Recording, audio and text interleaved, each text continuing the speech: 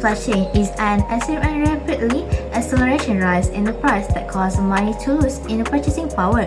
Between 1935 and 1949, China experienced a severe hyperinflation due to a prolonged war, political instability, and also extensive money printing by the national government, which we call as KMT.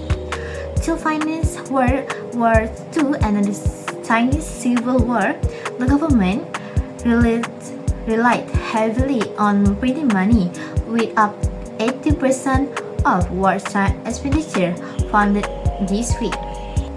This uncontrollable increase in money supply, combined with the destruction of industry and trade, led to the rapid depreciation of the Chinese national currency.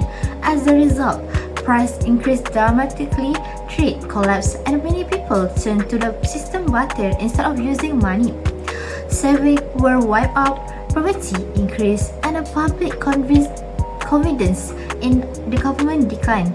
Although the government attempted to control inflation through price control and the introduction of the gold yuan in 1948, this political failed because the inflationary financial continued.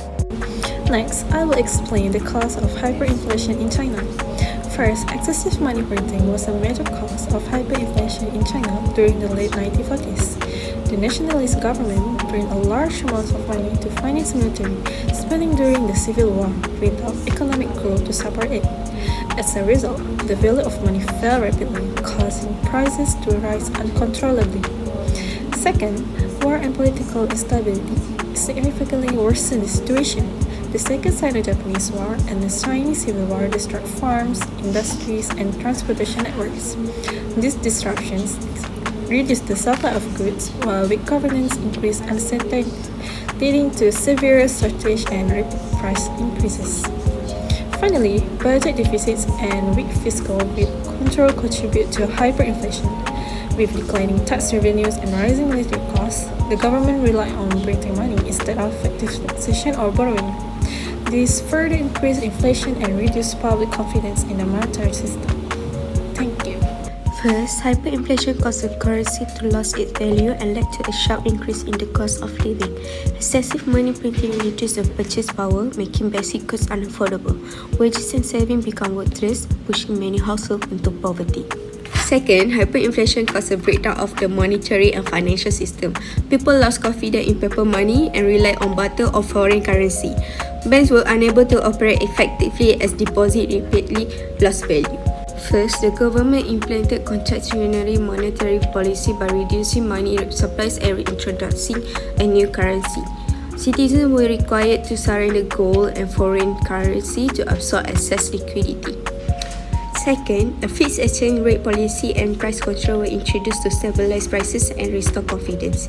However, without strong fiscal discipline, these measures were not effective in the long term. So, in conclusion, China's hyperinflation around 1935 to 1949 was mainly caused by prolonged war, political instability, and excessive money printing by the nationalist government. Printing money to fund World War II and the Civil War led to an uncontrollable increase in money supply, unlike the earlier free banking system that maintained stability.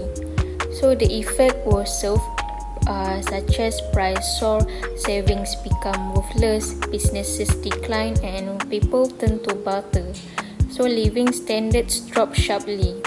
Overall, this case shows that poor economy management and lack of fiscal discipline can destroy an economy, highlighting the importance of strong institutions and responsible monetary policy.